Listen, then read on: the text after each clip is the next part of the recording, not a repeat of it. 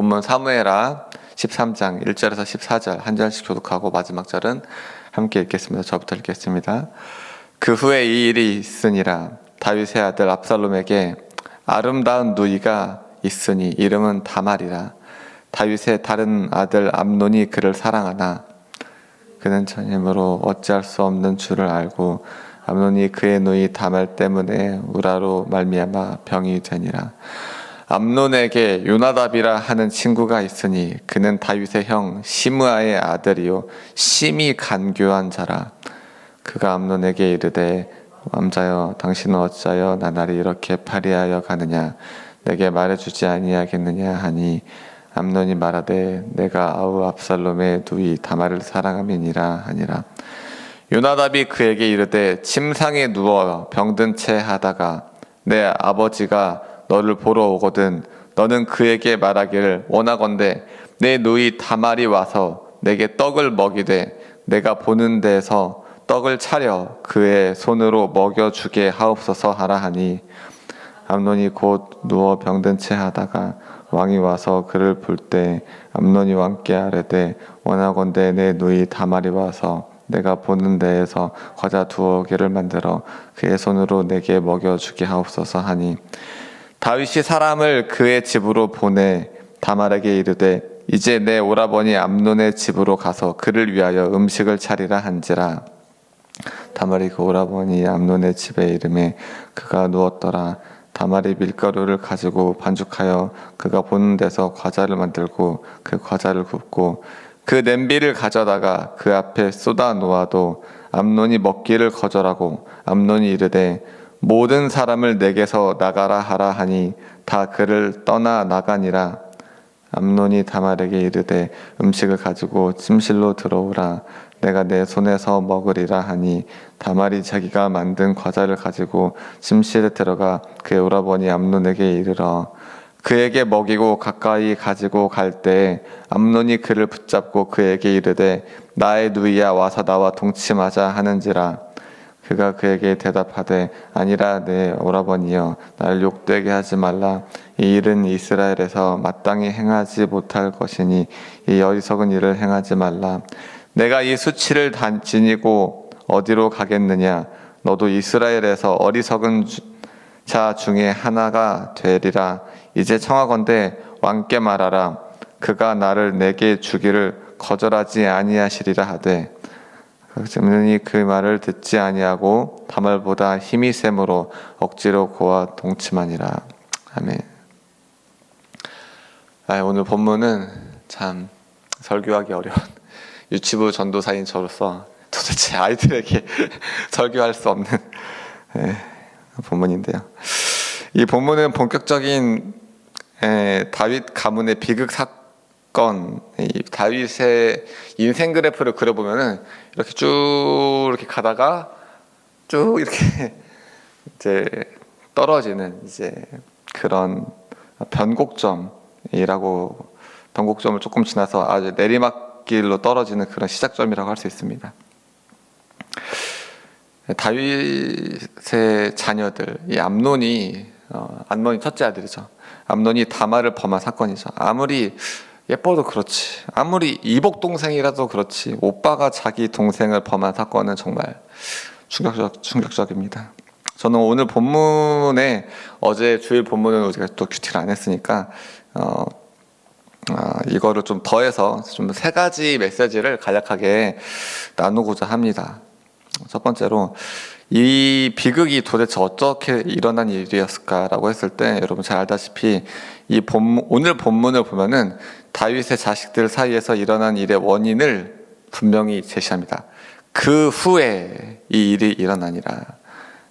그 후와 이 일이 서로 긴밀하게 인과관계로 연결되어 있다는 것을 의미합니다. 그 후라는 것은 그 유명한 다윗의 밧세바 사건과 나단의 책망을 의미합니다. 하나님은 나단을 통해 이렇게 말씀하셨습니다. 이제 내가 나를 업신여기고, 여러분 하나님을 알고 죄가 죄인 줄 알면서 죄를 짓는 건 하나님을 업신여기는 건데요. 햇사람 우리아의 아내를 빼앗아 내 아내로 삼았은즉 칼이 내 집에서 영원토록 떠나지 아니하리라 하셨고, 여호와께서 또 이와 같이 이르시기를 보라, 내가 너와 내 집에 재앙을 일으키고 내가 내 눈 앞에서 내 아내를 빼앗아 내 이웃에게 주리니 그 사람들이 내 아내들과 더불어 백주에 동침하리라. 이 하나님의 엄포, 너 이제 네 죄로 말미암아 혼날 거야 라는 이 징계의 전주곡이 오늘 본문에서 시작된 것이죠. 근데 저는 이 비극 앞에서 이런 질문을 좀 해봤습니다. 다윗이 분명히 나단의 책망으로 회개를 했죠. 분명하게 회개를 했습니다. 그리고 하나님도 용서한다고 하셨습니다.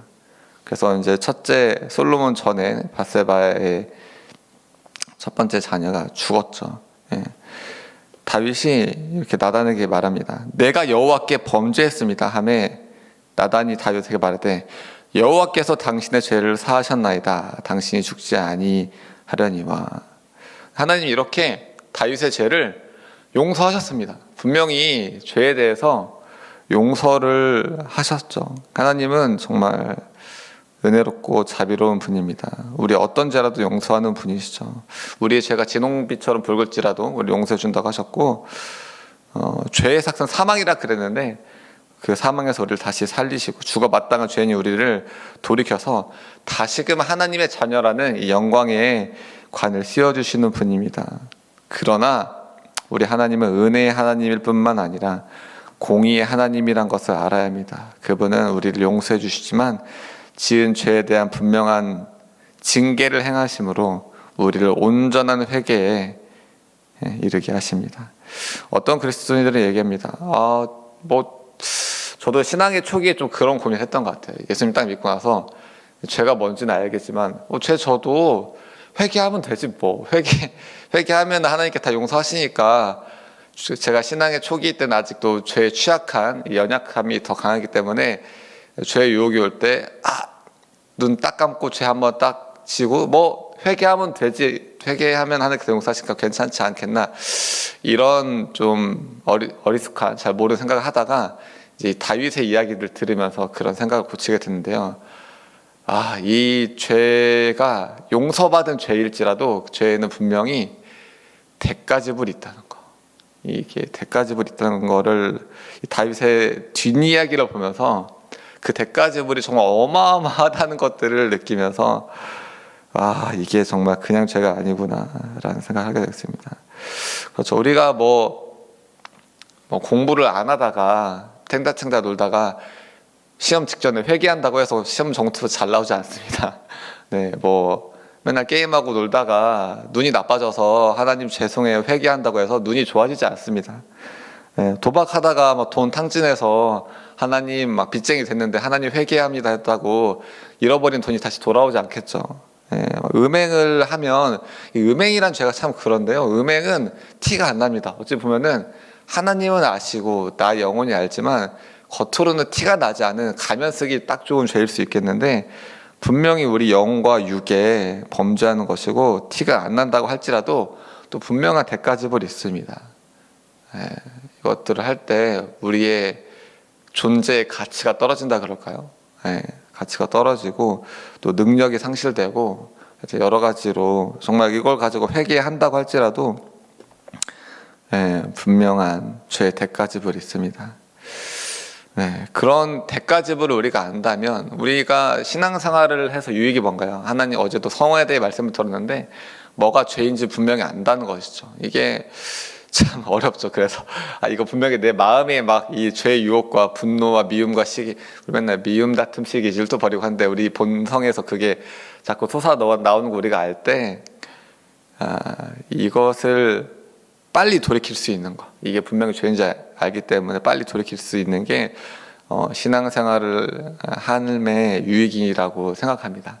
그렇게 우리가 정말 분명히 죄인지 안다면 죄 유혹이 우리 마음 가운데 올 때 빨리 돌이킬 수 있는, 그래서 그 죄에 깊이 들어가지 않을 수 있는, 죄를 허락하지 않는 여러분 되게 예수님의 이름으로 축복합니다. 두 번째 좀 나누고 싶은 메시지는 자녀들의 죄사함을 위해서 기도하라 라는 것입니다. 오늘 본문의 등장 인물들을 보면 암논, 다말, 요나답 그리고 다윗입니다. 다윗의 자녀 세대들인 거죠. 먼저 암논을 보면은 그는 다윗의 첫째 아들이죠. 왕위 계승에 유리한 고지를 점하고 있었습니다. 아마 스스로도 그것을 잘 알고 있었을 것입니다. 내가 장자니까 라고 생각하지 않았을까요? 둘째로는 다말입니다. 그는 압살롬의 여동생으로서 아름다웠습니다. 그가 처녀이므로 어쩔 수 없다라는 표현이 있는데, 이 처녀임은 단순히 결혼하지 않았다는 의미가 아니라 남자를 가까이 하지 않는다, 정숙한 여인, 좀 행동과 이런 것들이 정숙한 여인이었다라는 것을 의미합니다. 셋째로는 요나답인데요. 그는 다윗의 아들은 아니고 다윗의 형 시므아의 아들, 즉 다윗의 조카입니다. 본문에서 그에 대해서 한국어 성경에는 심히 간교한 자라고 번역되어 있는데, 이 간교한 자로 번역된 히브리어 이시아 하캄은 본래 좋은 의미로는 지혜로운 자, 능숙한 자, 좋은 의미인데요. 그가 매우 영리했던 모양입니다. 근데 이제 부정적인 의미로 사용될 때 교활한 자로 쓰이기도 하는 용어인데, 그는 암논이라는 사람의 정치적인 위치를 잘 알고 있었을 것입니다. 장자랑 잘 지내, 태자라고 할 수 있을까요? 의도적으로 그에게 접근했었을 것입니다. 저는 이 다윗 가문의 이 세대를 보면서 너무나 안타까운 마음이 들었습니다. 하나님이 이들에게 아름다움과 총명함이라는 은사를 주셨습니다. 복을 주셨죠. 근데 이 복이 도리어 죄 때문에 저주로 바뀌고 말았습니다. 다말의 아름다움은 암논의 정욕을 불러일으켰고, 요나답의 지혜는 죄를 짓는 방법을 알려주는데 사용되고 말았습니다. 사실 우리가 자녀들을 볼 때 아름다움과 똑똑함, 우리 애들이 예쁘고 똑똑하면 얼마나 좋겠어요. 근데 이게 하나님을 떠난 아름다움과 똑똑함이 어떻게 되는지 참 그 모습을 보게 됩니다. 이런 걸 볼 때 우리가 자녀들에게 정말 가르쳐야 되는 게 뭔가 성경을 알려주고 있습니다. 바로 하나님을 경외하는 마음입니다. 여호와를 알자, 힘써 알자라는 말이 있는데요. 아무리 키 크고 건강하고 잘생기고 예쁘고 똑똑하고 지혜롭고 좋은 대학에 가도 하나님을 경외하지 않는다면 모두 죄악의 도구로 사용될 여지를 더 키우는 그런 역할을 할 수도 있습니다. 그렇다면 어떻게 자녀들에게 하나님을 경외하는 법을 가르칠 수 있을까요? 사실 어떤 면에서는 좀 가르칠 필요가 없겠다는 생각도 드는 게, 애들은 말하지 않아도 부모의 삶을 통해서 다 배우기 때문입니다. 그렇다면 다윗은 하나님을 경외하는 삶의 본을 보이지 않아서 자녀들에게 이렇게 됐을까요? 그렇지 않습니다. 다윗은 하나님의 마음에 합한 자였습니다. 비록 몇몇 약점과 실수들이 있었지만 대체로 하나님을 경외하는 삶을 살았습니다. 그러면 왜 이렇게 됐을까요? 다윗이 회개도 했는데. 인간의 죄된 본성이 그만큼 강력하기 때문입니다. 신기하게도 자녀들은 부모의 어떤 신앙적인 좋은 모습을 닮기보다 불신앙적인 모습을 더 빨리 닮고 배웁니다. 아담과 하와를 보면 최고의 환경 속에서 원죄도 없는데 죄를 택했으니 더 할 말이 없죠. 그렇다면 도대체 부모로서 뭘 어떻게 해야 될까요? 우리가 할 수 있는 것은 역시 기도뿐입니다. 기도. 좀 더 구체적으로 말하면 가정 예배 안에서 자녀들의 죄사함을 위해 기도해야 합니다. 이에 대한 본을 잘 보여준 사람이 바로 욥입니다. 욥기 1장 5절에 그들이 차례대로 잔치를 끝내면 욥이 그들을 불러다가 성결하게 하되 아침에 일어나서 그들의 명수대로 번제를 드렸으니 이는 욥이 말하기를 혹시 내 아들들이 그 죄를 범하여 마음으로 하나님을 욕되게 하였을까 함이라. 욥의 행위가 항상 이러하였더라. 이런 모습을 보고 하나님은 이렇게 말합니다. 여호와께서 사탄에게 이르시되 내가 내 종 욥을 주의하여 보았느냐. 그와 같이 온전하고 정직하며 하나님을 경외하며 악에서 떠난 자는 세상에 없느니라 라고 칭찬하십니다. 모든 인간은 죄인입니다. 구원받은 인간도 신분상 하나님의 자녀일지라도 아직 부패한 본성이 있죠. 그래서 죄를 짓지 않기 어려운 것이 우리의 실상입니다. 게다가 아직 하나님을 인격적으로 만나지 못한 우리 자녀라면 어떻게 보면 죄를 짓지 않는 게 이상한 것이죠. 그렇다면 어떻게 해야 될까요? 애들 키워보시면 알겠지만 씻겨줘야 합니다. 애들은 스스로 씻을 능력이 없죠. 갓난 애기들은 뭐 그렇죠. 게다가 애기들은 또 씻기를 싫어합니다. 그렇기 때문에 씻겨줘야 합니다. 회개 기도를 하게끔 도와줘야 되고요. 제가 아는 어떤 집사님은 아이들을 키우면서 매일 밤 자기 전에 감사 기도, 회개 기도를 하게 했다고 합니다. 본인이 먼저 감사 기도, 회개 기도를 했고 또 아이들에게도 회개 기도를 하게 했다고 합니다. 저도 듣고 몇 번 했는데 참 유익했습니다. 애들이 약간 장난치는 것처럼 회개 기도 막 하다가도 되게 진심 담아서 할 때가 있는데요. 그때 되게 은혜가 있고 그렇게 우리가 이 회개 기도를 시키는 게 참 유익합니다. 우리가 자녀들의 뭐 건강, 학업, 비전 위해서 기도하는 것도 중요하죠. 하지만 그보다 더 중요한 기도가 저는 이 기도라고 믿습니다. 비단 자녀의 거룩뿐만 아니라 우리가 영적 리더라면 하나님께서 우리에게 맡겨진 주변 사람들이 있잖아요. 그들의 거룩을 위해서 우리가 기도해야 합니다. 하지만 안타깝게도 다윗이 그런 기도는 하지 않았던 것 같습니다. 세 번째로 제가 나누고 싶은 것은 신중하게 허락하라라는 것입니다. 본문 사건은 암논 혼자 벌인 것이 아닙니다. 암논이 다윗에게 다말을 데려올 것을 요청했죠. 근데 다윗이 허락했습니다. 다윗이 허락하지 않았으면 이런 비극은 없었을 것입니다.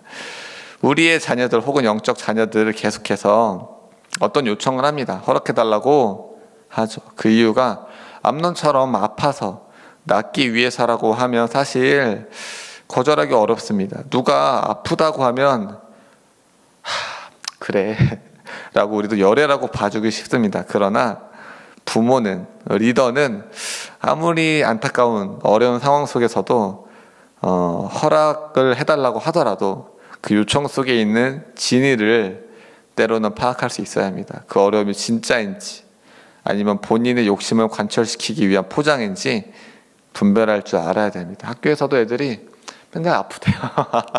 머리 아파요 선생님. 그렇구나. 수업하자. 네, 그런데 어떤 요청을 거절하는 것이 어렵긴 합니다. 거절하는 순간 나쁜 아빠, 나쁜 선생님, 나쁜 전도사가 되어 미움받을 각오를 해야 하기도 합니다. 그러나 그런 신중한 거절이 우리 자녀, 우리 영적 자녀들을 죄에 빠지지 않도록 살리는 길이기도 합니다. 아닌 것을 분별하여 거절할 때 자녀들에게 지금 사랑은 받지 못할지라도 분명 나중 사랑을 받게 될 것입니다. 이게 제가 어떻게 보면 교사 생활을 10년 하면서 10년 동안 가르치면서 얻은 교훈인데요. 애들은 뭐 사실 선생님 오늘은 너무 핑계도 많습니다. 오늘은 날씨가 좋아서, 오늘은 피곤해서, 시험 끝나고 다음 날인데요. 하여튼 여러 가지 이유로 놀자고 합니다.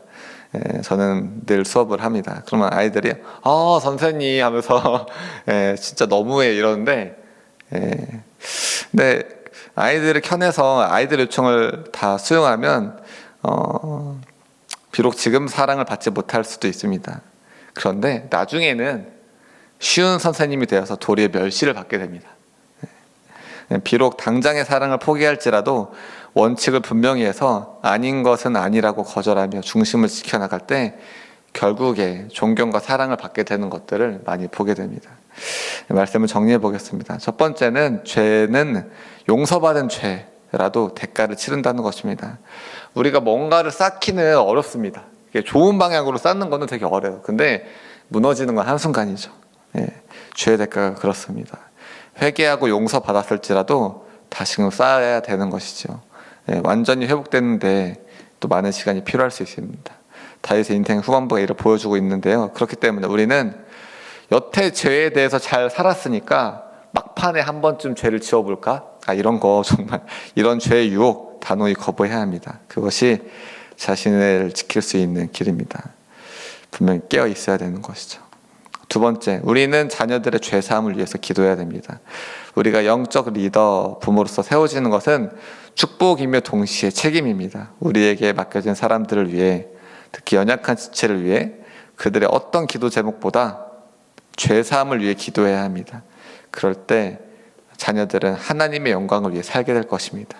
그것이 우리가 또 영적 리더로 누리는 복이겠죠. 셋째, 신중하게 허락해야 됩니다. 아프다고 해서 아무리 딱한 상황이라고 해서 무조건 허락해서는 안 됩니다.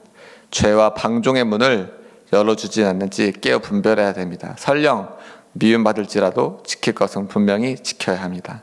오늘 이 말씀의 은혜와 열매들을 삶 속에서 풍성히 누리는 저와 여러분 되길 예수님의 이름으로 축복합니다. 제가 기도함으로 마무리하겠습니다. 하나님 감사합니다. 하나님